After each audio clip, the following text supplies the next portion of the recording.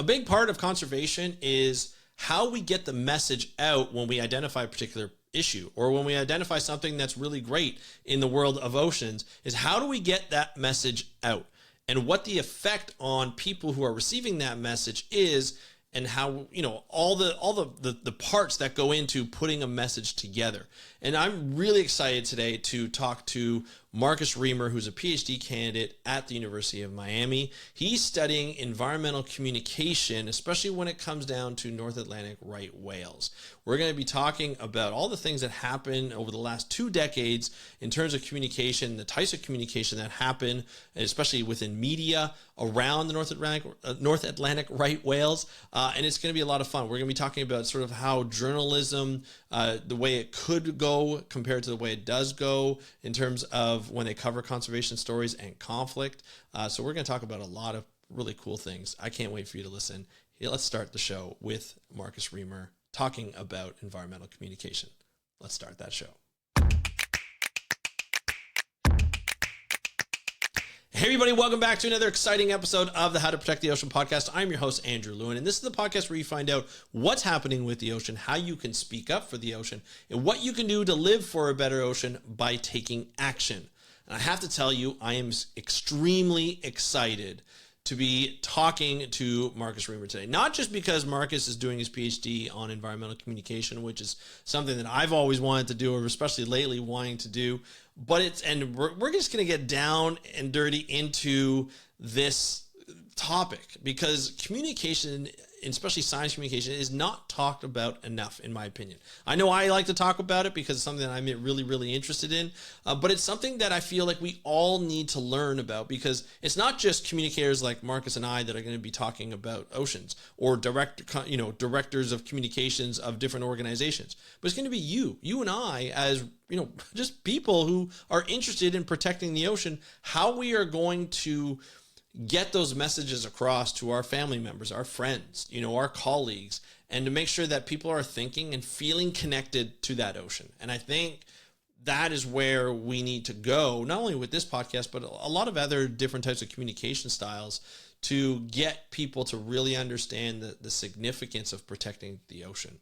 So today, I had Marcus on because I wanted to talk to him about, doing his PhD. And so we talked about all the different types of degrees he has. He has 2 masters, 1 PhD, an undergraduate degree, of course.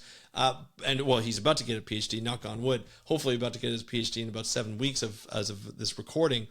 But, I wanted to talk about that process, especially when it came to environmental communication and his thought process on that. But we also, at the end of the last half of the episode, we really talk about communication. We really talk about that focus and how there are different stakeholders involved, and how maybe when an issue comes up like northern Atlantic right whales and like lobster fishers, that they're not the only 2 people involved or organisms involved in this conflict. There are other people that are involved that will benefit from having these whales around. There are people who benefit from fishing with different gear. These are complex issues that need to be talked about, but it's really difficult to talk about all the complexities to an audience that just wants to know, hey, how do we fix this? How do we fix this quickly? It's never quickly, especially when it comes to marine science and conservation. And that's what we're going to get into with Marcus. So here is Marcus Reamer talking about his dissertation and how we can communicate over issues such as, the critically endangered and protecting the critically endangered Northern Atlantic right whale. We're going to talk about that on this interview. Enjoy the interview, and I will talk to you after. Hey Marcus, welcome to the How to Protect the Ocean podcast. Are you ready to talk about environmental communication? Andrew, I'm always ready to talk about environmental communication. Are you ready to hear about it? Oh, I am ready. I've been looking forward to this episode ever since we met over LinkedIn. You shared I believe it was one of your chapters of your dissertation that you're currently doing on environmental communications surrounding the oceans. And I think the post was, if I remember correctly, I've seen a lot of posts since, but I think it was about the North Atlantic right whale and sort of how communication was done around the management around that. And obviously we've covered that on the podcast. So we're familiar with the situation in terms of entanglements and, obviously the critically endangered, status of these whales and how shipping is related and all the challenges that they face. But I've never really talked about the communication and how communication plays such an important role in not only, looking at endangered species, but other aspects of the ocean. And, it's always great when I can connect with somebody who's also in communications, who's formally learning about communications at a university. I've just kind of flown by the seat of my pants and just kind of done it that way. But it's great to see and to be able to engage with somebody who's studying it right now and doing, a PhD on it. And then when we looked into it, we started talking before we press record. There's a lot of stuff to you in terms of you have 2 masters, you have a Bachelor of Science. And so we're going to talk all about that and sort of how you see communication fitting in, not only for your career in the future, but just sort of in the environmental movement, or, whether it has to do with climate change or oceans, especially, and where that kind of fits in the future for either yourself as well as just sort of the movement in general and the conservation in general. So before we get to that, we're going to get to know you a little bit. So Marcus, why don't you just let us know who you are and what you do? Sure. I am currently a PhD candidate at the University of Miami's Rosenstiel School. I'm in the Department of Environmental Science and Policy, and I'm an ABBIS fellow at the ABBIS Center, which is an interdisciplinary PhD program. I'm currently studying the role of communication and media in the context of whale and dolphin conservation. And that won't be true for much longer. We're recording this today exactly 7 weeks before my defense, which is pretty exciting. So hopefully, by that time, hopefully a couple months from now, I'll be able to say I am a PhD. That's right. Instead of candidate. But I am really fortunate to say that I've spent my entire career in ocean conservation. I started about 12 years ago in animal care and training, where I spent a few years, where I really found my interest in science and environmental communication when I was, talking to visitors from all over the world and sharing stories about our animals and how that relates to animals out in the ocean and what people can do to care for all of them. So a few years into that career, I decided to go back to school. As you mentioned, I have a couple master's degrees. Got my Master of Professional Science from the University of Miami in marine conservation, where I really started to explore the idea of science communication about the ocean, and graduated after the 2016 election. It was kind of an uncertain time for a lot of people and a weird time to be searching for a job. So I wanted to expand my skill set, and I found a really great program at the University of North Carolina, Chapel Hill, in public administration with a focus on nonprofit management. So that's where that second master's comes in. Around the same time that I started that degree, I started working at a job in DC and did those two things together. So since I left animal care and training, I've worked in communication capacities for organizations like Seven Seas Media, the National Marine Sanctuary Foundation outside of DC, and a consulting firm. Yep. And I also work part-time here at the Rosenstiel School, where I share my own career story and experiences with students in our Master of Professional Science program, where I sort of help them explore different career paths, sort of like you were saying before, for people who might not know all that's out there or might want to try different things and figure out sort of where they want to land. So help them explore career paths and prepare for their required internships and postgraduate careers. So a lot to work with here, but currently a PhD candidate, currently helping our master's students in one of our programs across 14 tracks, and just really grateful to be here today and to be able to share my perspective and what I've seen with your audience as well. Yeah, and I just love the beginning of the story too, where you're working a little bit and you kind of figure out, okay, this is what I really like to do. Before that, let's go back a little bit. Before that, did you have a Bachelor of Science at that point, or an undergrad degree before you worked with the sort of the communications, like the animal communications or the animal care? Sorry. So I got my Bachelor of Arts in Psychology Arts, that's right. with the intent of working with animals. I Right. kind of wanted to live out every 4-year-old's dream and work with marine mammals, and was really fortunate to land a job, right out of college, and did Right. that for 4 or 5 years. So that was Yeah. sort of always the plan, was ocean animals. I grew up in Central Maryland. My parents own a seafood restaurant, and I remember Oh, distinctly cool. from a very young age getting in trouble for trying to bring live blue crabs home to keep as pets. Um, and That's awesome. yeah, we traveled a lot to the eastern shore of Maryland and the Delaware beaches. So the ocean's really just always been part of my life. Yeah. And when I was 8 years old, a family friend um, took me to the National Aquarium in Baltimore, and we were supposed to feed the sharks that day.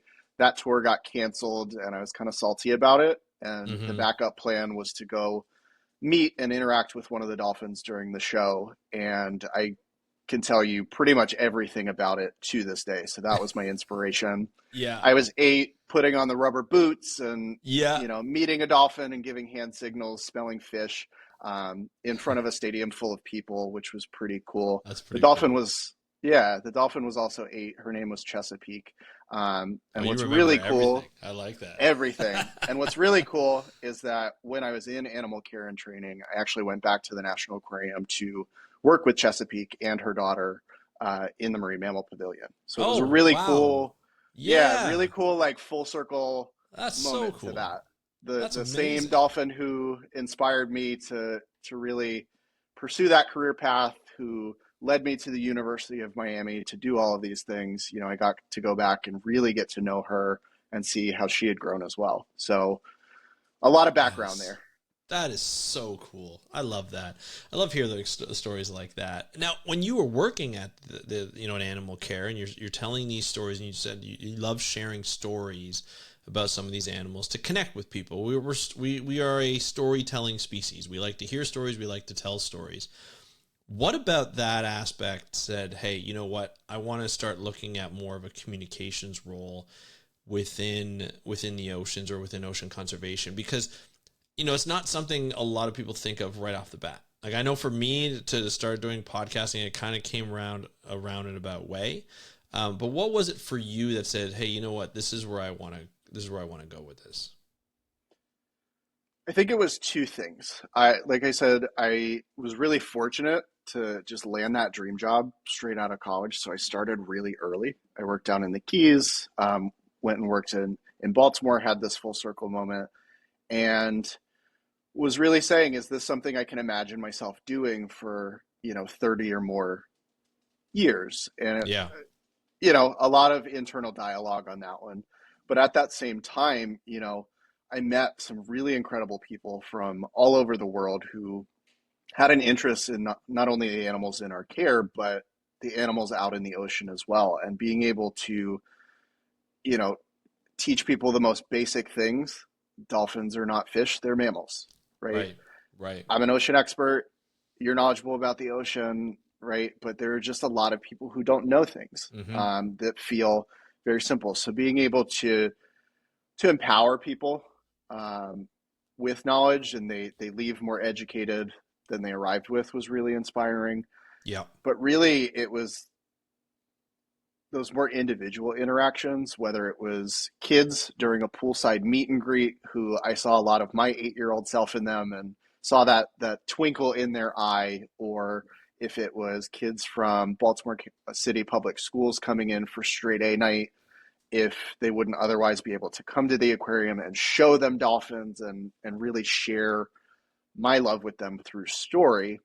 And so sort of as I got to the tail end and I was saying, is this something that I could do for another few decades? Like, what does growth look like? I'm a person who really loves to learn and explore and challenge myself. Every day working with animals is an adventure.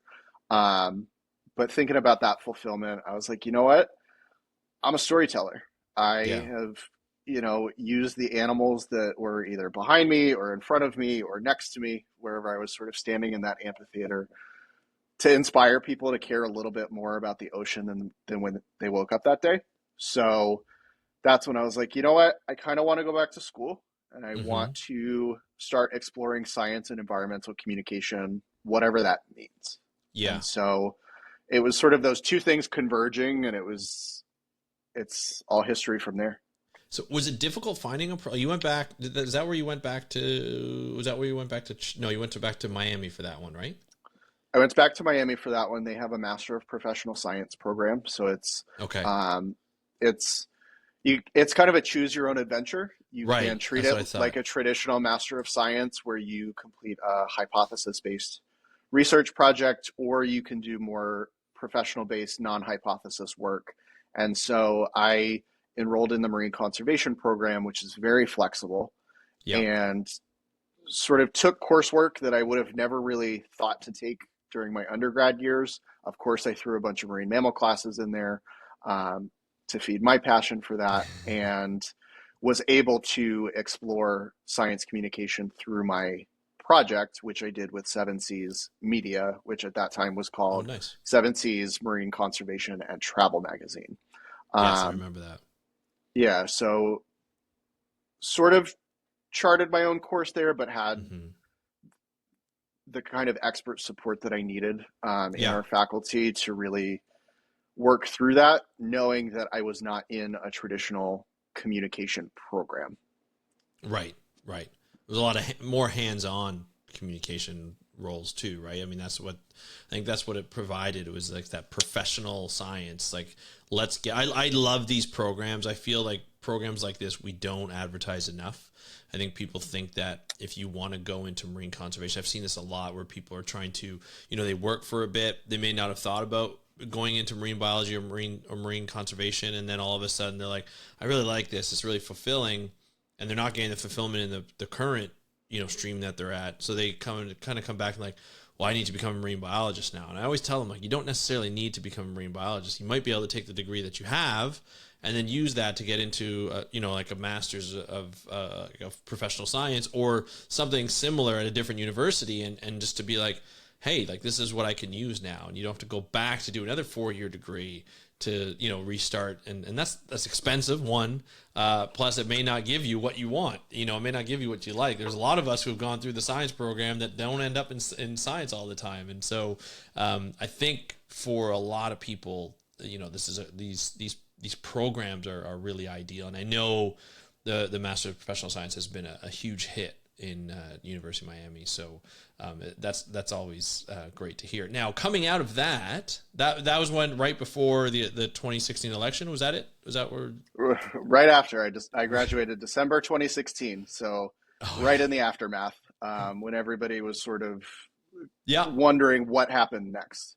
Yeah, because we knew at that point, Trump became president. He wasn't the administration wasn't, I'll say this politely, the most environmentally focused. Let's just say a lot of environmental programs federally got cut, and funding as well got cut, which put a damper on a lot of environmental organizations and their ability to hire and ability to do projects and so forth. So you decided to go back for that master's of, I believe it was at Chapel Hill, the public administration. So you kind of saw like a different skill set that you might be able to use in the first place. So what was that skill set that you really wanted to get out of that? Yeah, I think it's a great point, and I should say that the last quarter of every year can be a challenging time to look for a job, Mm-hmm. right? Because Mm-hmm. end of budget year, people are taking off for the holidays. It doesn't really start back until January, so that compounded with waiting for the new president elect to take office and see what was going to happen, you Mm-hmm. know, made it a bit of a challenging job search. And one of the things that I knew I wanted to do was work for nonprofit organizations. What were the skills that I did not get coursework in during my professional science master's degree? There were Yeah. courses that just weren't offered when I was there, that had previously been offered, things like grant writing or leadership. And so I was like, you know what? If I'm going to be looking for a job anyway, let's see about gaining some new skills and really focusing on the nuts and bolts of being not just a good employee, but somebody who could lead organizations or understand organizations and be a really effective team member wherever I ended up. Mm. And so I thought I was applying to a certificate program. It ended up being an online master's program. So happy accident there, as Bob Ross would call it. And around the same time that I was accepted, so, which I guess was March of that year, I had found my job at the National Marine Sanctuary Foundation, and I started those two things about the same time. So it was really cool to step into a new job, which was Yeah. a senior level role under Yeah. new leadership, lots of big challenges to tackle, and then also sort of learn about those things Yeah. through this public administration program and apply them as I went. Yeah. So just a really, really incredible secondary experience. And I'm so grateful for that opportunity. And while it was an online program, Chapel Hill's just so good at what they do on that front. I was able to go to the campus 2 years in a row for what are called immersions, and it's online, in-person students. We all come together for special topics. And it was just a Oh, that's really cool. special experience. Yeah. So Nice. I call that like the third leg of my three-legged stool. I've got the science, I've got the communication, and then I've got that sort of organizational management or administration skill set, because one of the things that I often tell students or people that I mentor, no matter what you want to do, you're going to work for an organization or with other people. Even if you want to Yeah. be a consultant and work for Mm-hmm. yourself, Mm-hmm. even if you want to be, quote unquote, just a shark scientist off on a remote island somewhere, you're going to be affiliated with an organization. So you should understand what they are, how they work effectively, and how Yeah. you fit into all that. So I was really grateful for that experience as well. Yeah, this is something I've been discovering even recently. Like I'm just turned 46, and this over this past year, I've discovered like there's a lot of jobs where they're like program coordinators or program managers and this and that, and you require a skill set that you may not learn in university through like a marine biology degree, maybe in the professional science, depending on the track that you use. But it's not easy to find a program that has it's a pretty diverse set of skills that you can develop. So having something like in public administration or nonprofit work or something like that you can gain that experience is really great. Project management experience is so helpful. It just like keeps you organized. It allows you to have maybe those senior type roles, managers, supervisors, and so forth. So it must have been great to be able to learn that alongside that marine sanctuary program, because you're just basically like, here's what I'm learning and here's how I'm applying it. And I'm already applying it in real time. And I think that's such a, like you said, enriching experience. You don't get that often. It couldn't have been easy to do though, like work a full-time job and then do an online master's. How did you juggle that? Carefully. I'm really thankful that, my boss at the Sanctuary Foundation was super supportive. Yeah. And, the program was designed for working professionals. That online format is really Gotcha. for Okay. people who either have a job or, are in the middle of their search. And so it's a lot of evening coursework, asynchronous. So I would be watching my asynchronous lectures. I shouldn't say watching, because I was listening to them, on my commute into work, for example. Gotcha. Right. So carefully. But Yeah. the really cool thing was that, like, in my Master of Professional Science experience, I was around a lot of really knowledgeable and really exciting people who were tackling diverse topics in ocean science, conservation, all kinds of stuff like that. The Master of Professional Science, it's just so much broader, because local government, there are thousands of them in the US, right? Right. So people working on veterans issues and human health and housing, I could learn new perspectives and apply it to my own work in a really different way that I didn't get in the professional science. So in that experience where I brought the communications interest and had to figure out how to work with that, in public administration, I brought the environmental science and had to figure out sort of how that fits with what we were Mm-hmm. talking about. And my colleagues were so diverse and just so interesting that it never really felt like work. So it didn't Right. feel like an extra lift, because I found it exciting and fun. So Yeah. while it was, Grueling at times.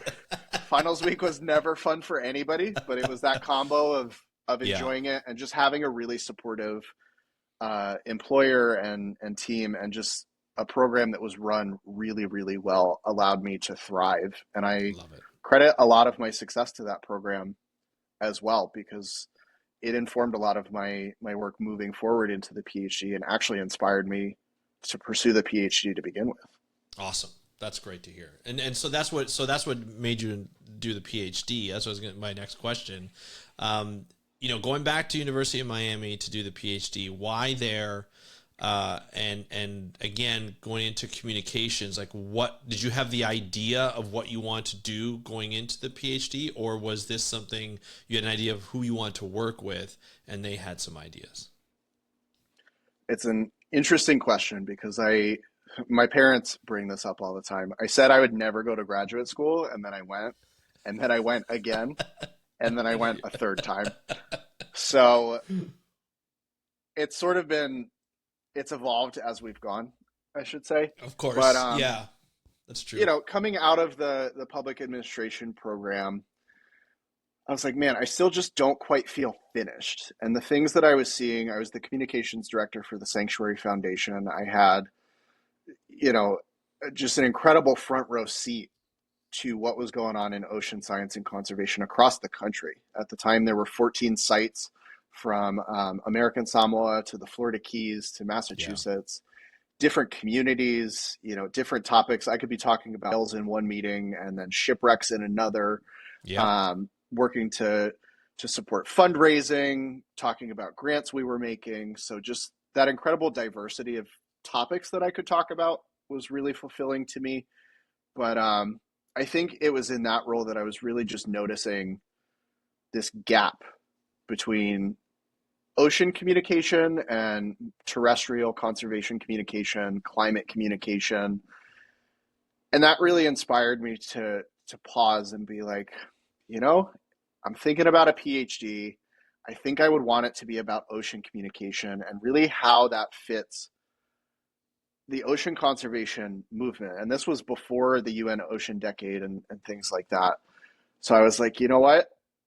Let's just try, and let's find a program that's interdisciplinary and lets people get weird with what they want to try out. And I didn't have to look much further than the University of Miami for the program here at our Abbas Center for Ecosystem Science and Policy. It's a little bit different from a traditional PhD, because you don't have to work with any one faculty member in a particular school or college. So ending up there was definitely a match. I was familiar with the university and with the Rosenstiel School already, and so I was able to come back and jump right in. So I didn't go in with this proposal to do communication and media about right whales, but it sort of just naturally fell into place, because I started 6 months before COVID. I had these big dreams to go out and do community engaged work and tackle all these topics, wanted to work on some of the stuff with the Florida Keys National Marine Sanctuary expansion. And a lot of that got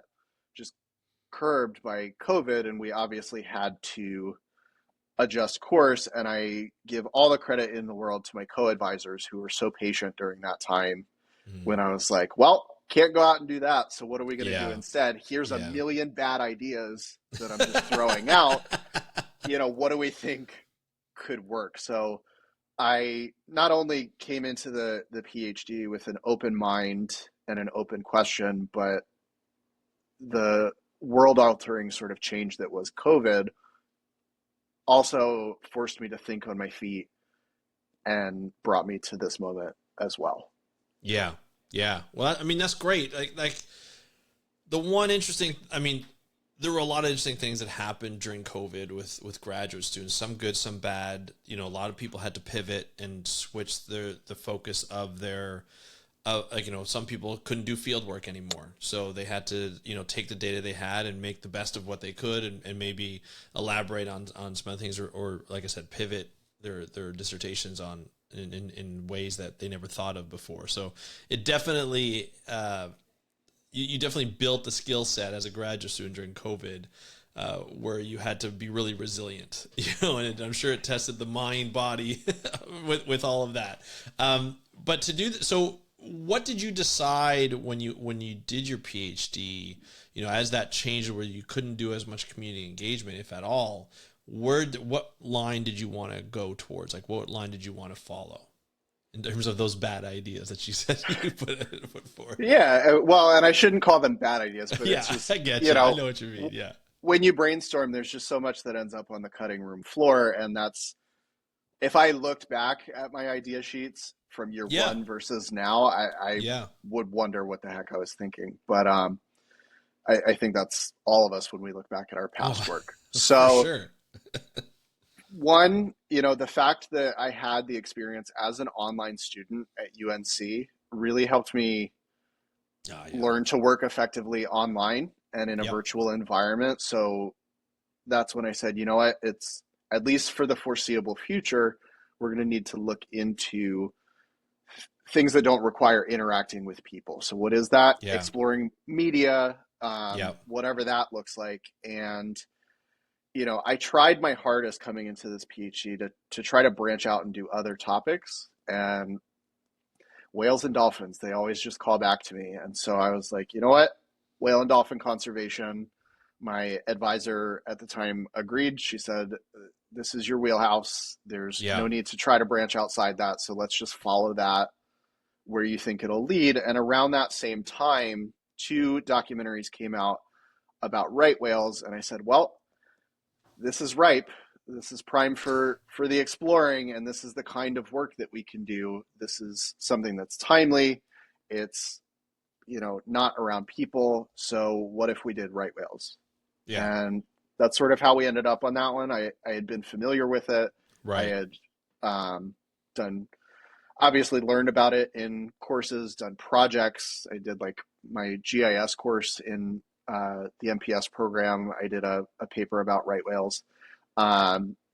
Supported some of that work while I was with the Sanctuary Foundation. And I was like, this is where we'll land. I think we can do something pretty interesting with this and look at right whale conservation from a different angle, which also kept me motivated, going back to what you said about needing resilience and, to be able to make it through a graduate program. That was something that was going to keep my attention and keep me motivated, not all day, every day, but, having an interest and feeling like I was doing something interesting definitely helped. So that's how we landed on right whale communication, right whale media and communication. Yeah, not communicating with right whales, like talking to them or getting there. It's about the media. And and to be honest, like there were a lot of things that went on, not only in the past, but even during COVID in regards to North Atlantic right whales. I mean, we've seen like in the early 2000s, they weren't critically endangered, or maybe even before that. And then all of a sudden they plummeted.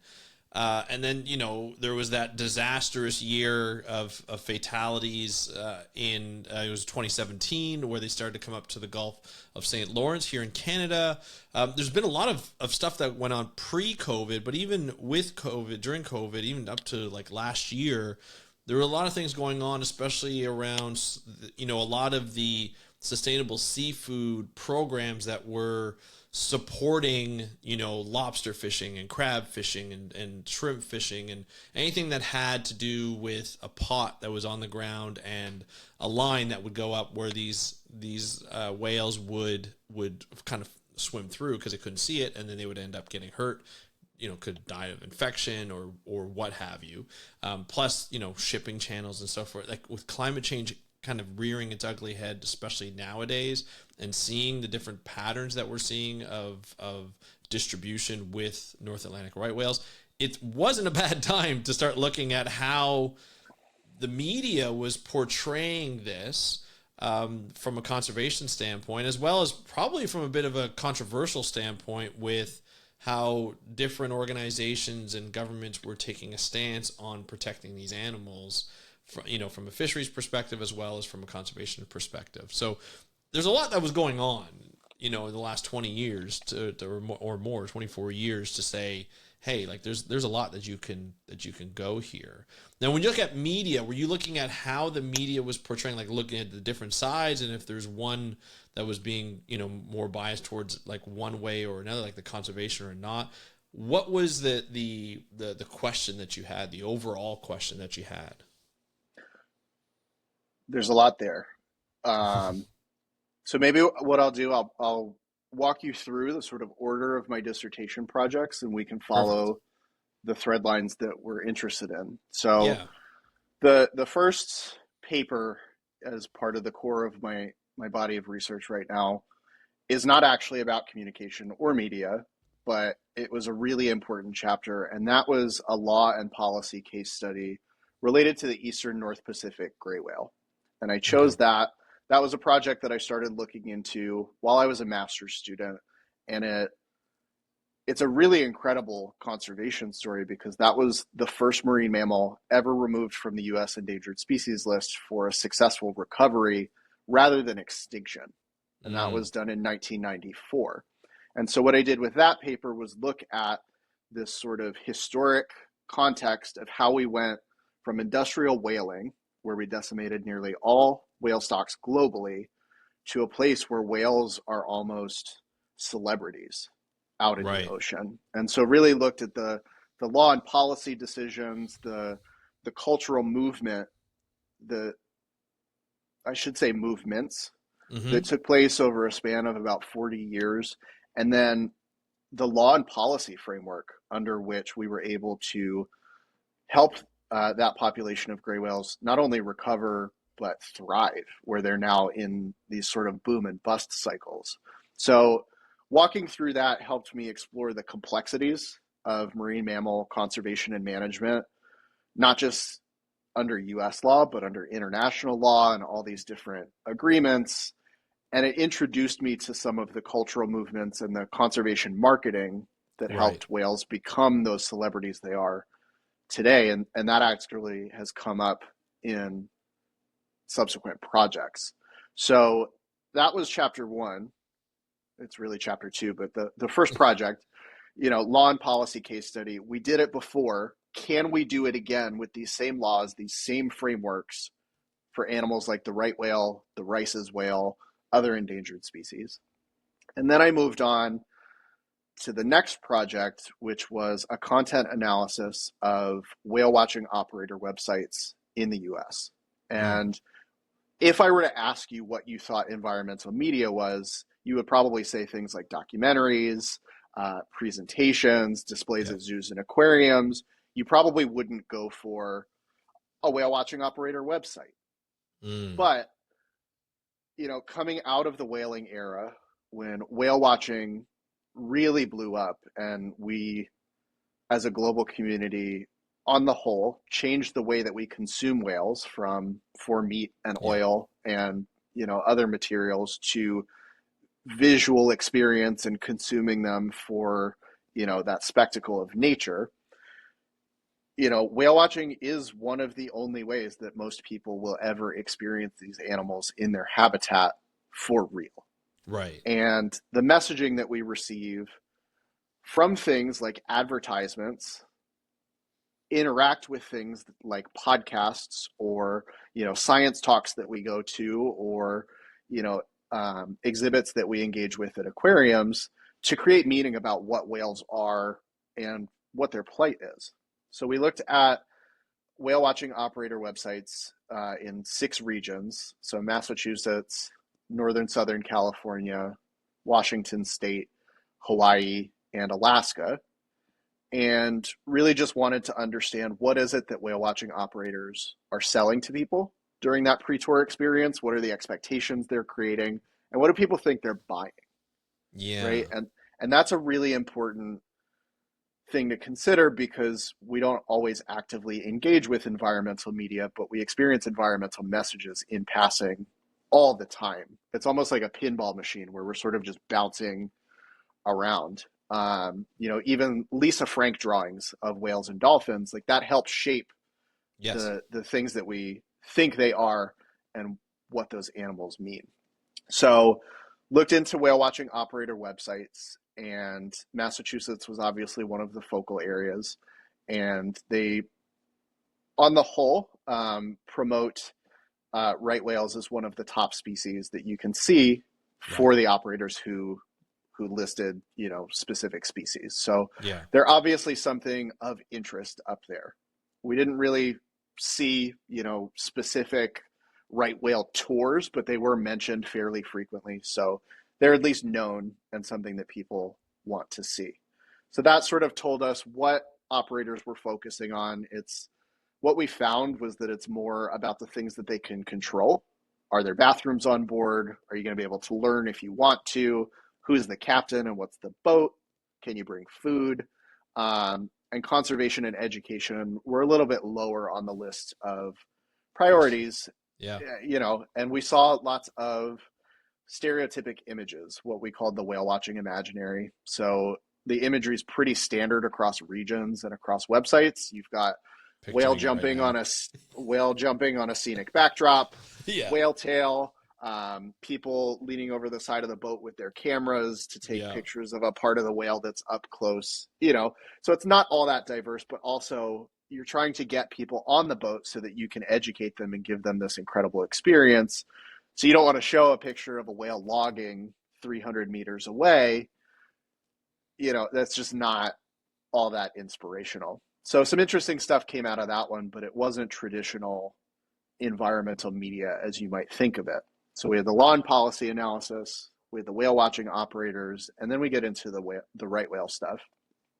Started by looking at 13 years of news coverage in larger US newspapers from 2010, when the population started to decline from its moderate peak, all the way through March 15th, 2023. And where that project came from, I got a news alert one day through like Apple News or something that had said, as part of a federal spending bill, the US Congress had blocked certain provisions with right whale conservation and the federal agency's ability to manage that. And I said, well, that's interesting. Let's look into that. Yeah. Saw some follow-up stories and I said, you know what? I want to know how we got here. Mm-hmm. And so went through and chose 6 large US newspapers, sampled everything they had done for about 13 years, which ended up being 356 texts, which include letters to the editor, and really just set out to figure out what those stories they were telling were, what was the focus, and how they were presenting it. So to your earlier point about a lot happening over the last few decades, saw it firsthand. And what came out of that project, because we went in and just coded for, which publications are publishing about right whales most, which authors, what are the themes they're talking about. We found that one publication and one author were really driving the narrative. And that started in 2017, that summer that you mentioned, where at least a dozen whales were found dead in the Gulf of St. Lawrence, where they didn't at the time have legal protections. And that started what we call an issue attention cycle.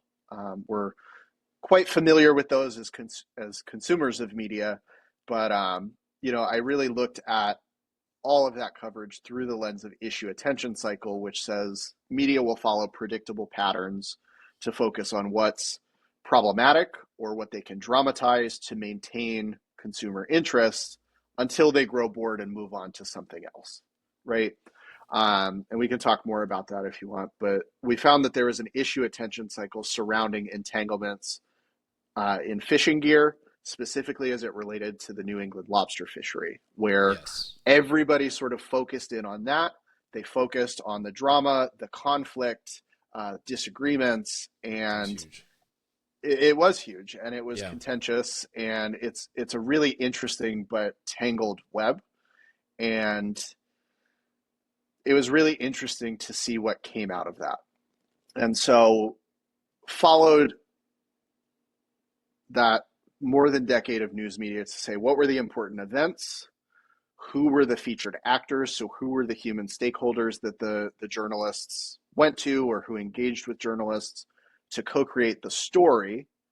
And what would that story be, for people who are following along? Most people, they read stories here and there, but we looked at the full, what's called media discourse, to make sense of sort of not news media as an outside actor looking in and showing people what is, but really as participants in environmental politics who, serve as this political arena for different interests to try to shape public discussions and inform policy decisions. So some really interesting stuff came out of that. And as part of that issue attention cycle came the 2 documentaries that I mentioned earlier. So the next project was to do a critical examination of those 2 documentaries. It's really rare to get 2 movies about the same topic by different filmmakers within a year of each other, that take such different approaches to storytelling. And so I wanted to take advantage of that opportunity to compare and contrast. So I looked at both of those films. I've seen both more times than I can count. I'm sure my dog can recite it in his sleep at this point. But really looked at the different angles that they took, the storytelling devices that they used, and then expanded on that project with the final chapter of the dissertation, which is really where we took it to real people. So where we looked at the contents of the media in the study before, we wanted to look at the media effects. And so I did focus groups where people saw one of 2 films, and we talked through their experience as a viewer, what they thought the filmmaker was trying to do with it, what they understood the issue to be after seeing that film. And so that was a pretty interesting way to not only compare and contrast, the critical reading that I did with the way that people experienced it, but also helps offer some informed insights about messaging surrounding right whale conservation moving forward, and then the use of wildlife film in support of conservation. And what was interesting about this project is that I was able to do the focus group work in southern Delaware and Maryland's eastern shore, which is along the right whale's migratory pattern, but it's not near critical habitat.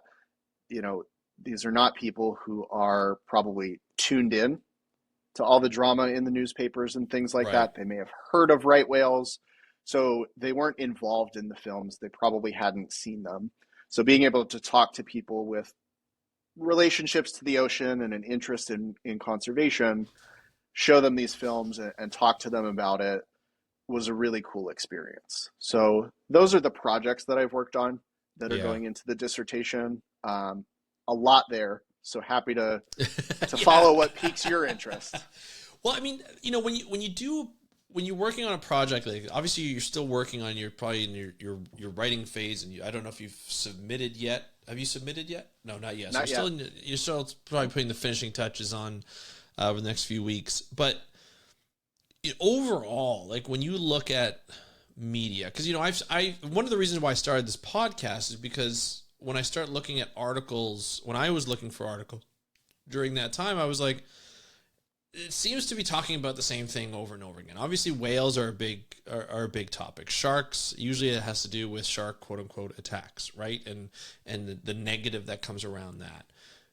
When it came to North Atlantic right whales, was it like, what were the types of when different types of media started talking about it, say like mainstream media, like newspaper articles or digital newspaper articles and things like that, what was the content? Was it more of, another North Atlantic white whale was discovered dead, here's it, or were there any coverages on any potential, and if there were available, optimistic articles or optimistic stories of right whales that survived, or like, new calves coming through or what have you? Like, what was the tone of those types of stories that you found? So looking at 13 years of news coverage, I saw pretty much everything under the gamut that you just mentioned. From 2010 to 2017, it was fairly rare to see stories about right whales in the publications that we sampled, other than, NOAA is urging vessels to slow down. Right whales had been sighted in this area, or Gotcha. Right whale was found dead here, or right whale calf was spotted here. There were some talk of like naval bases in Georgia, Jacksonville at that time. A couple stories bubbled up there, some stuff about energy development, but it was lots of like one-offs. Yeah. Then 2017 happened, and things started to intensify a little bit. And so in an issue attention cycle, this theoretical framework that I used, step Yeah. one is that you have this issue that's known by the people it affects most, and probably some experts who are working on it, but it's not really something commonly known by the public. And then there's this period of intense enthusiasm, or what they call alarm, Mm-hmm. right? And so that's when there's a huge problem and it becomes sort of prevalent, or more prevalent, in the coverage that people start seeing. And that was 2017.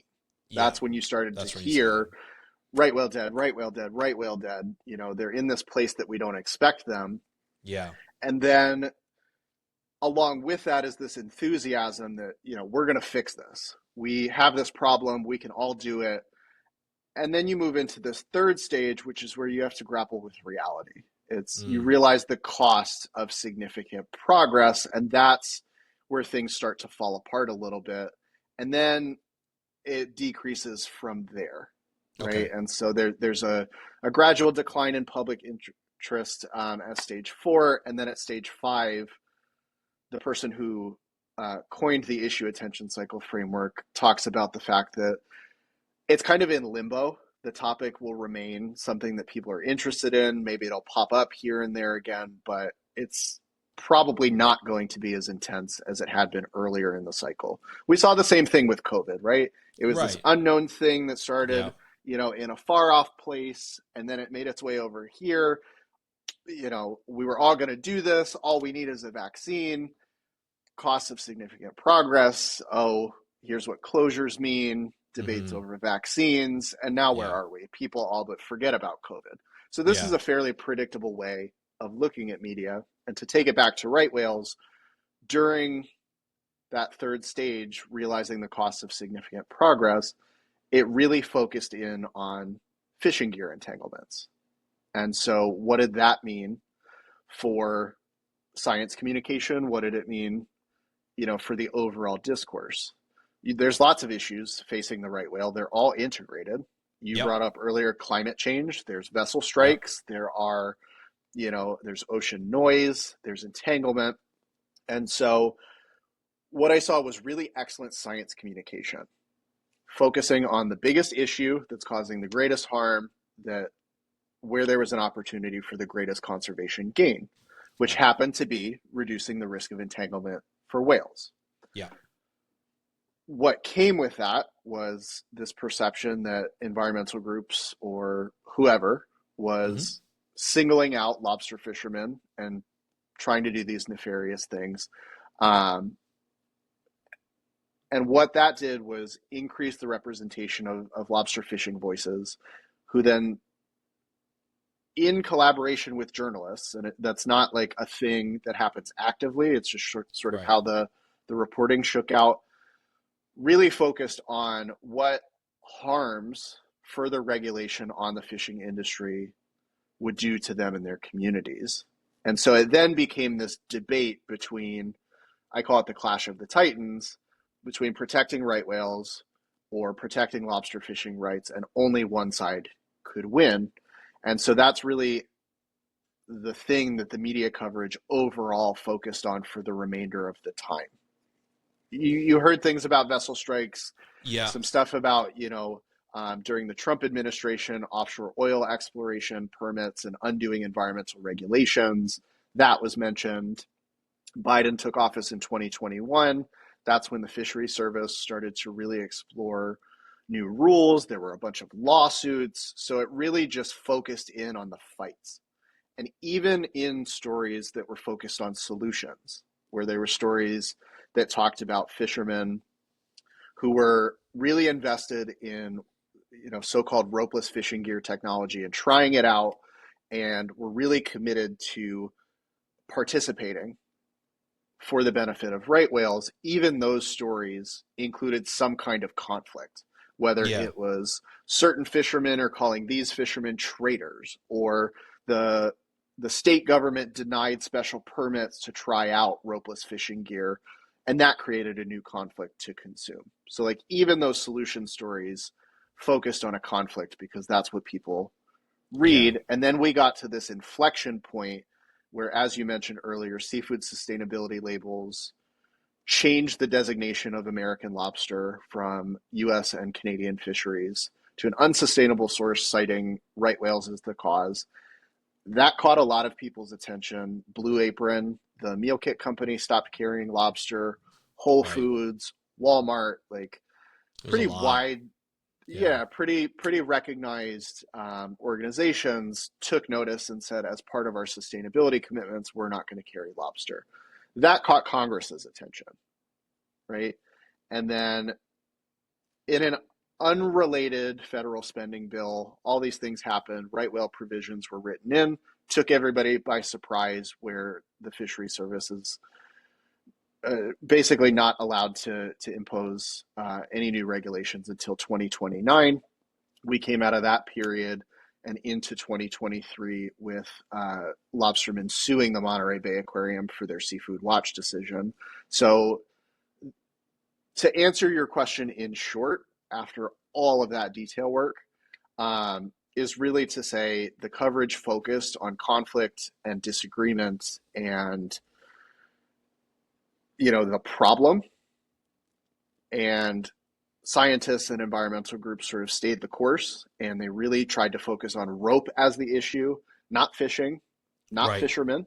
It's Right. rope that we Yep. want to address. This is where our greatest gain is, and this is where we think our expectations are realistic. And Hmm. then, when you heard people talking from the lobster fishery, whether it was individuals or groups, they talked about themselves as this sort of small scale fishery that was being villainized, when in fact they have a great deal of power and influence in that region. But they also compared themselves to right whales and called themselves endangered, and said any Yeah. regulations would cause them economic harm, it would harm their communities. And so it really became this story of, we're stuck between a rock and a hard place and we have to pick one. And that doesn't necessarily reflect the scientific reality. It doesn't necessarily reflect where things had been, but it's Yeah. what was presented to people. Right. Um, Now, yeah. so this is the interesting thing that I always have. Like obviously, in stories we like to have conflict, right? That makes a good story, and that conflict happens, but at what cost? From a journalistic perspective, you think you want to stay in the middle. Here's the one side, especially when it came to small scale fishers who are using, the lobster pots. And then here's the other side of a lot of NGOs, government workers, and so forth, who want to protect these wonderful animals, these northern right whales. At what point do we just kind of say, hey, look, like a story is a great story, and that's wonderful, but at what point do we kind of hold journalists accountable to be like, where do we want to go from here? Like, what do we want to do? We understand that there are two sides to this conflict. We want fishers to continue to fish. We want these animals to grow in population and be healthy. And so from a media perspective, from a communication perspective, where do we be like, okay, we understand both sides. What's the best way forward? Oh, there's this new technology that allows ropeless crab pots and lobster pots. How about we invest? Like, how about we say, hey, let's invest in this more so that we can decrease the amount of instances or the risk that these animals will get entangled because there'll be less pots. Now, I know the fishing community was not necessarily happy about the first iterations of these ropeless pots, but if you can have more significant investment, that means the technology could, in theory, could move through faster. So, like, at what point, do the journalists be like, what's instead of getting the story and make the most conflicting story, or the one with the most conflict, and then get clicks or get papers to read, at what point do you just be like, let's move forward with like the best option for both sides? I wish I had a simple answer for that. Yeah. But I'm going to give the stock academic answer that we don't really know yet, because this is so challenging. I think generally with science and environmental journalism, there's just changes in the news industry where you don't have specialists covering a specific beat the way that you used to. So science and Mm. environment is now very broad, right? And going back to the gray whale paper that I mentioned earlier, like marine mammal conservation is a special kind of complex. Yes. Right? There's just so many 100%. overlapping laws. These animals Yeah. travel through jurisdictions. They intersect with lots of different human uses of the ocean. And there's just really robust conservation marketing behind them. So they are especially complicated to communicate. And I think right whale conservation is extra complicated in that, because you have these interrelated issues. Climate is driving changes in their prey, which is leading whales to new and unexpected places in different aggregations. And there are lots of things that are threatening them. The math is bad, right? The population can't afford to lose a single individual each year, and we need to almost triple the birth rate. And what's the way to do that? Stop injuring and killing them. How do you do that?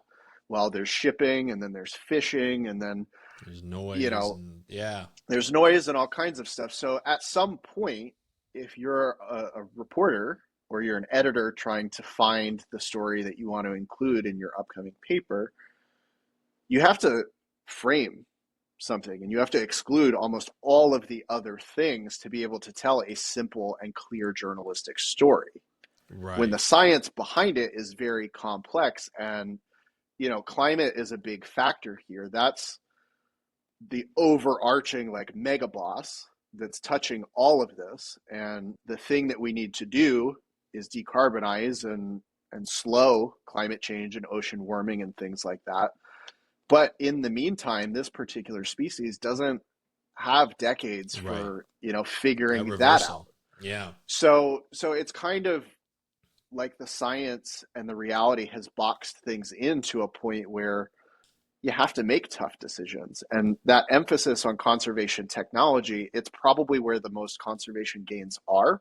Mm-hmm. But focusing on technology as a solution, there's other research out there about this. It's just a really limiting strategy, because it convinces non-experts that there's nothing that they can do to be part of that. That's for the engineers, that's for the experts, that's for the government to pay for. I'm good, right? When you actually need that public pressure to create the kind of demand for the industry to adopt the technology, right? Yeah. If and when it's ready. And so I think this is why it's so interesting to me to look at, is because you see all of these things sort of intersecting, and it's like, okay, well, what if we did this? Well, that comes with its challenges too, or that doesn't line up just right. And so I am not at a point where I have great suggestions moving forward, because what I've done so far is just look at the landscape, and the landscape is really complicated. Yeah.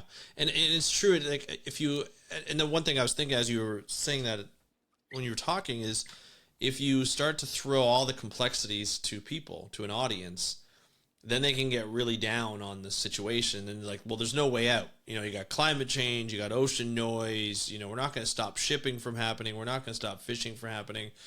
These animals are doomed. Let's just forget about it. I remember when I first started a YouTube channel a number of years ago, like early 2012s, 11s, one of the things I focused on was all the issues. I'm like, I'll talk about the issues, and we'll just, if I talk about them, then people will listen to them more. And I remember talking to somebody. I was out at dinner with the owner of my gym, and it was a group of us, and she was like, "Oh yeah, I watch your videos," and then I had to stop. And I was like, I really liked them, but then I had to stop. I'm like, what do you mean you had to stop? She's like, I kept hearing it was just negative and negative and negative, and I just felt helpless. And I was like, oh, interesting. Oh, okay. And so I started to really think about that and be like, I've got to be careful of how many negative stories that I cover. You still have to cover those stories, but you have to show that optimism. And I went to a conference, International Marine Conservation Congress in 2014, and the theme was ocean optimism. I spoke to a lot of people about that theme that weekend, and just being like, or that week, and just being like, it's important for us as scientists, as communicators, to put forth that hope where we can see, people adapting. Like with climate change, a lot of the times, I'll talk about climate change, like, yeah, there's really no way out of it, right, Andrew? I'm like, you look at this, country down here, like in the Philippines, and you got these fishing villages who have they know that there's going to be typhoons. They know they have marine protected areas. They've installed them, but then when a typhoon comes in and then it kind of disrupts everything, and they have no money, then they have to fish everything. But now they've got a savings account that they've put together so that when they do have these typhoons, well, they can come in, they can use that money in the meantime, and then that holds them over until that marine protected area kind of gets back to normal, gets out of this thing. There's just not added pressure to that. And people are like, oh, wow, I didn't know that. That's really cool. And so it's like, it's like me trying to get all these little stories that may not be huge on, the global market of media, but it kind of gives people a little bit of hope here and there and kind of piecing those together. But it would be interesting to hear, I've always thought about this as like having focus groups and getting their responses to certain episodes that I do, to be like, what were your thoughts on this? On this type of messaging, and what was your thoughts on this type of messaging? Like, what if we throw all of the gambits against the North Atlantic right whale and just be like, what are your thoughts after we talk about this? And the fact that they still have calves, there's still some calves. What are your thoughts? And then just talk about one issue, because I feel as though some people will think, and some audience members may think, that if we just cover, like, I did a story when Seafood Watch pulled Monterey Bay's Aquarium Seafood Watch pulled their support for the lobster fishery, the main lobster fishery, and I remember I covered that, and so I'm sure some audience members are like, well, if we can get rid of the fishing, then we can get the whales back on track, potentially. But then there's a lot of other things that go, like shipping they're notorious for being hit by ships because they don't move very well when they're at the surface, or they sit just below the surface, so they're really hard to see. So there's that aspect. So it's interesting in the way to go about it, but there are solutions. It's just you have to throw the whole gambit of solutions to that face, and it's just like you said, it gets more and more complex. And I think that's the challenge for communicators in the future: is how can we try and simplify the problem, or do we just talk about the complexities and how we're addressing that complexity, right? Well, and I think going back to your point about wanting to do focus groups on your own podcast, I did focus groups with the two films that are out there that focus on right whales, and I heard a lot of the same stuff, right? The two versions of the film, well, not versions, but two distinct films. Yeah. You've got one that is by a reporter who reflects his reporting that he did throughout that period that I researched. So it was about lobster fishing in New England, the policy processes, the conflict, and it doesn't leave with a resolution. And the other is by a Canadian filmmaker, focuses more on Canada, Florida, throughout its range, doesn't talk about policy, and there's only one fisherman in it, and he's a participant in whale research and rescue, and also trying out this gear. So you've got one conflict and one solution story, showed people and had these conversations. And just like you were saying, like a lot of the feedback, the opening question that I started every focus group with, finished this statement: when the credits rolled, I felt blank. And I heard a lot of negative emotions for both films.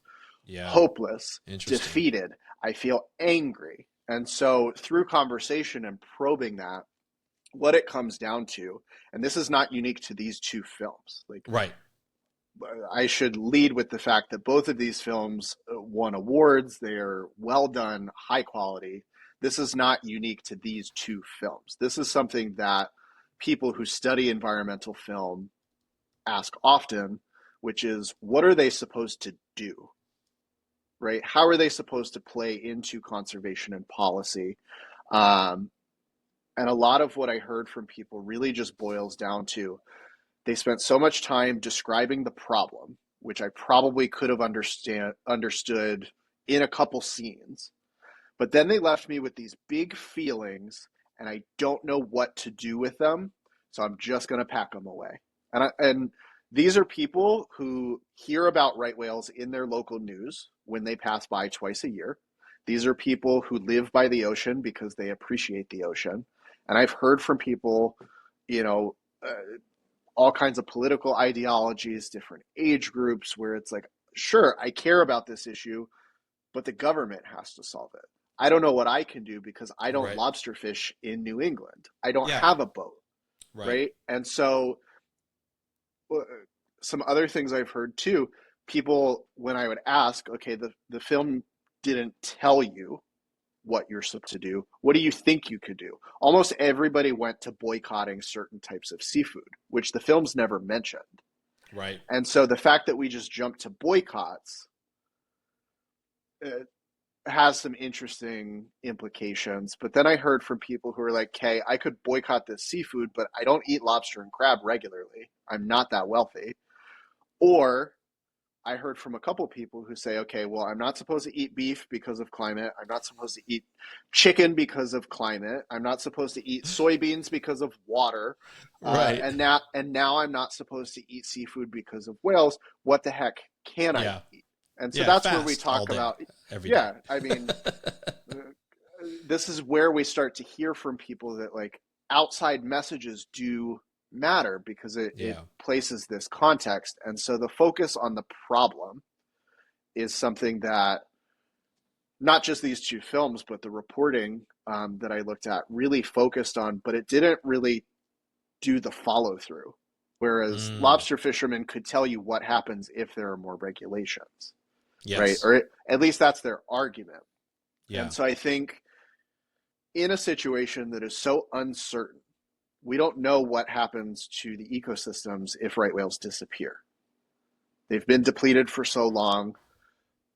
Maybe it's some localized effects, or maybe it's part of a larger cascade. We don't know. And Right. so people recognize after seeing these films, they know extinction is bad. They Yep. know we need to avoid it, but they don't quite see how they can get involved. And that left them feeling stuck and angry and hopeless. And even when I did hear positive emotions, it was in response to seeing this incredible footage of right whales and not the Right. story. And No. so going back to your point, like there has to be some kind of agency, but also some of the things that we really need to do are kind of boring. When we're talking about conservation technology and ropeless gear, I heard from a lot of people, "Oh, well, the federal government should just fund that." But they didn't put that together with the fact that federal agencies took budget cuts last year, Yeah. or that every time you vote, Yeah. that has implications for right whales, or each year during congressional appropriations, you should reach out and tell your members of Congress that you want to see funding for right whales, because if it's not in that bill, there's no Yep. guarantee it gets done. And then Right. when you pose the question, okay, if we're paying for conservation technology, what are we not paying for? What are we giving up? Right? And those are tough conversations, but like that civic engagement is really important. And I'll go back just one more quick point about the conservation technology. A lot of what I heard from people is like, well, the solution's right there. It's this fishing gear. Everybody wins. Lobstermen can keep fishing. Whales stop getting entangled. Hopefully, these whale disentanglement people are out of a job and happy about it. But nobody's really brought up the perspective of the lobsterman either. What does it mean to be a fisherman? Mm-hmm. Right? Like there's a huge sense of identity there. There's cultural importance of Yeah. fishing the way that their grandfathers or great grandfathers fished, and that's missing from the conversation. So that it's not just NOAA should pay for this technology to be developed and implemented. Yeah. It's also how do you persuade an entire industry that this can work and that this is worth doing. Yeah. And so I think it's really hard to simplify the story, and you have to make decisions because there's no way one movie, one news article can capture 4+ decades of science and conservation, or nearly a century of the right whale being endangered. But future movies and future Mm-hmm. communications should explore some of these other topics, especially because it's not just whale conservationists and experts and lobster fishermen who are affected if we lose the right whale. There are indigenous communities who had no part in hunting the right whale to near extinction, who would Yep. have to grapple with their losses. What does that do for conservation morale, right? What does it do in the ecosystem? So what does it do for tourism? I looked at whale watching websites in another project. I didn't hear from whale watching operators in news coverage or these films or anything like that, right? Yeah. So when we Where are their focus interests? in Yeah. when we focus in on these two just titans, we sort of miss out on all the other color around Yeah. that for this black and white story. And then it just leaves people feeling like, well, that's a big bummer. I have to focus on the cost of living right now, or Yeah. my job, or Yeah. parenting. So I'm going to forget about the right whale. Yeah, that's too complicated. I can't figure it out on my own. Yeah. Yeah, I, who I am think I? it's really interesting too. You mentioned a couple things. One, looking at documentaries in general, the one that when you mentioned, they focus mostly on the problem, and then they don't really give time for all the time for the solution. Well, the same thing happened. I remember watching Chasing Coral. That's another Yep. one where they focus too much, or they focus so much on the problem, which, cool technology, really interesting to see, but you felt depressed at the end. You even see scientists like crying as they're like looking at the Great Barrier Reef, at a conference that's bleached by 90%. And then after that, their only solution was to go into kids' classrooms and, tell kids about corals and how important they are and this and that. And you're just kind of like sitting here. And I remember seeing on Twitter and on social media the reactions to the movies and just being like, I feel like, well, there go corals. Like, that's it for them. Too bad. Like, dive while you can. And it was disheartening after a while to look at that and just be like, oh man, like that's how people see these when we do these videos. It's so important to do what you talked about and start talking about, look, like you can avoid seafood if you that's what you choose to do. Everybody makes their own choices. But it's also like talking about the policy and being like, if you vote for this type of candidate, they're more likely to fund, environmental legislation or environmental policies, or put in environmental policies and regulations to help these animals. So now you're doing it just by putting a vote, you're helping them in that respect. And yes, you can still avoid, plastics, you can still avoid, seafood if you choose to do that. But at least you're hitting it for like a multifaceted. The solutions are multifaceted just as much as the issues that hit us. So I think that's a really interesting thing to point out when we talk about these types of stories, is focusing on all the things that we can do from small to tall just by voting. And that's one thing I focus on here is it's always voting. There's a very important election coming up, for the U.S. It seems like Canada is not far behind in terms of our federal government, but it's so important to highlight that, especially these days when the parties are so, black and white in terms of their differences and what they're going to fund and what they're not going to fund. It seems like one party's more apt to fund environmental legislation and put in environmental legislation than others. And I think I feel that's really interesting, and trying to get out of the whole, let's put environment to the side because we have all these other issues to deal with, and try and bring it in and be like, yeah, well, we can deal with all of them together. I think is really important. But Marcus, this has been a riveting discussion. I'd love to invite you back on. We're coming up on time, but I'd love to invite you back on to talk more about this. Maybe once you become a doctor, I'll be able to call you Dr. Marcus Reamer, which I'm looking forward to doing. But I want to thank you for coming on and discussing this with us. It's not often we get to really dive deep into communications.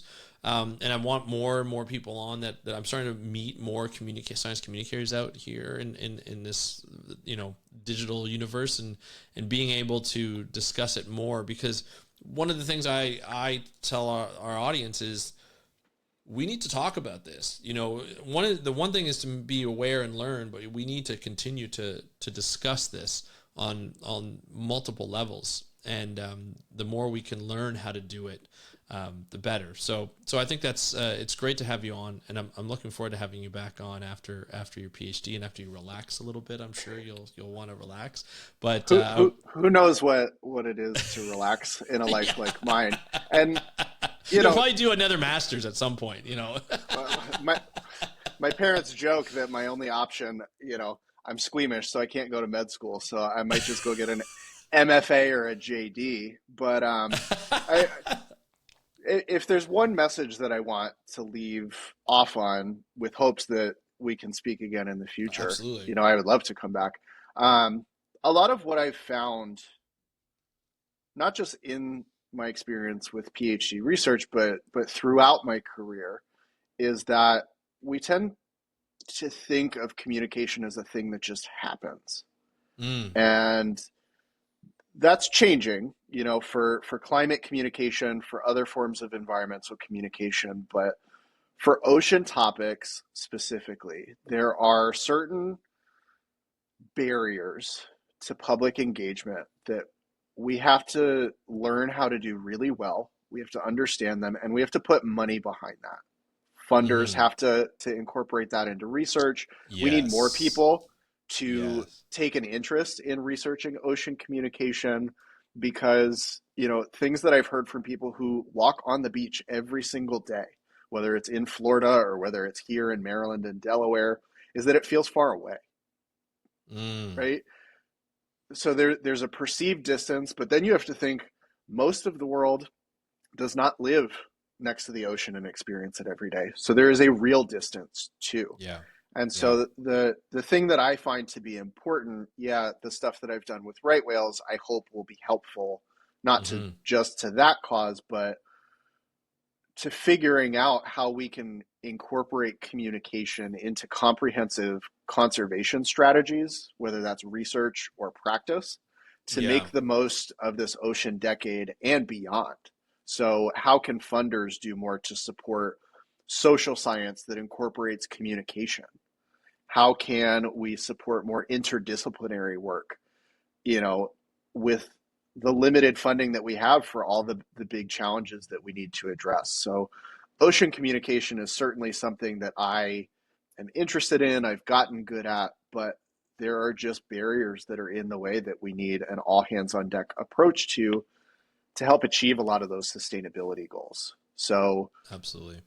yeah, I think that's my closing message, if there is one. It's one of hope and optimism and a call for action, which is we got to Yeah. put money behind it and bring people like you and I into the fold, Yeah. um, to help make sense of some of this stuff, not just for non-expert audiences, but for the people who are directly involved as well. Yeah. Filmmakers, Yeah. journalists, nature writers, you name it. Yeah. Um, Communication scholars and practitioners are really valuable resources to helping achieve conservation or organizational goals. Absolutely. Absolutely. Marcus, this was wonderful. Thank you so much for coming on the podcast. Looking forward to having you back. Looking forward to hearing that you have successfully achieved that PhD and that doctor status. And I can't wait to see what you're up to next. It's going to be a lot of fun, whether it's another graduate degree or working in the with the rest of us. It's going to be a lot of fun. But I want to thank you again for coming on the podcast, and I can't wait to have you back on. Yeah, thanks again for having me. I'll see you next time. Thank you, Marcus, for joining me on today's episode of the How to Protect the Ocean podcast. This was an episode that went a little longer than normal. Apologize for that. We're getting in, we're geeking out about it. I really appreciated Marcus's time, of course. Thank you, Marcus. But this is something that, we're going to have more conversations on. He's got to prepare for his PhD, and he's willing to talk all the time about this. And I'm sure we could have gone on for another couple of hours, but we're not Joe Rogan. We don't have the 3-hour podcast. So I want to kind of keep it a little tight and make sure that we were talking about, the issues that we want to talk about and it's the topics that we want to talk about. But we're going to talk about more about environmental conservation and communication when he comes back on. And I'm looking forward to that happening. And hopefully I will be talking to him as a doctor at that point. But I want to thank Marcus for joining us. And I want to thank you for listening, because like I said before at the beginning of this episode, this is a way for all of us to learn about communication, because we all have to communicate that message, whether we're communicating to our politicians, whether we're communicating to our family members, our friends, our colleagues. Getting people connected to the ocean is really important when we talk about protecting the ocean. Whether you live in Ontario like me, surrounded by the Great Lakes and beautiful rivers and watersheds, that's how I feel connected to the ocean. Every time I look at water, I think about the ocean. That's me personally. Not everybody feels that way. I remember, just a quick anecdote. I remember being at a conference in PEI, and they were talking about how people who live in Toronto, when you sit at Bloor Street, and Yonge, and you look down towards the water, you look south towards the water, you can't see the water from there. Obviously, it's a big way. There's a lot of land in between that. but there are buildings in between that. And, the lake shore now is just covered and peppered with condos, and not necessarily a good thing. And so you're not seeing the lake. You're not seeing that water body. You're not seeing the shoreline. And that could affect the way, you feel connected to a big body of water like Lake Ontario, or like any of the other Great Lakes, or like an ocean body or a major river like the St. Lawrence River. That matters. And so planning a city, making sure that we all feel connected, make sure that we talk about the benefits of water, the benefits of being close to water and seeing water on a regular basis, whether it's any body of water, that's really important. And being able to talk about it and being able to make sure that we get that message across is critical to protecting the ocean and protecting our water bodies on this planet, which covers most of the planet. So, we need to talk about it more. We need to learn that. And so I want to thank Marcus for coming on the podcast again, to be able to help us talk about that and teach us about what he learned through his dissertation and what we can learn from him in this podcast. So I want to thank him again. I want to thank you for listening and you for putting in the time and the effort to help protect the ocean the way that you do. And I'd love to hear your questions or comments about this episode. You can hit me up on Spotify. You can comment there. You can comment on a YouTube channel where this will be put at. And you can also, reach out to me on Instagram at How to Protect the Ocean if you're listening to your favorite podcast app and they don't have the comments. I don't understand why podcasts don't have comments right on the episodes. That would be so cool. I like the way Spotify is going about it in the way that they have interaction. So that would be cool. Let's see what we can conjure up in this episode and the questions that come in, the comments that come in. I'd love to hear your comments later on. So thank you so much for joining me on today's episode of the How to Protect the Ocean podcast. Have a great day. We'll talk to you next time, and happy conservation.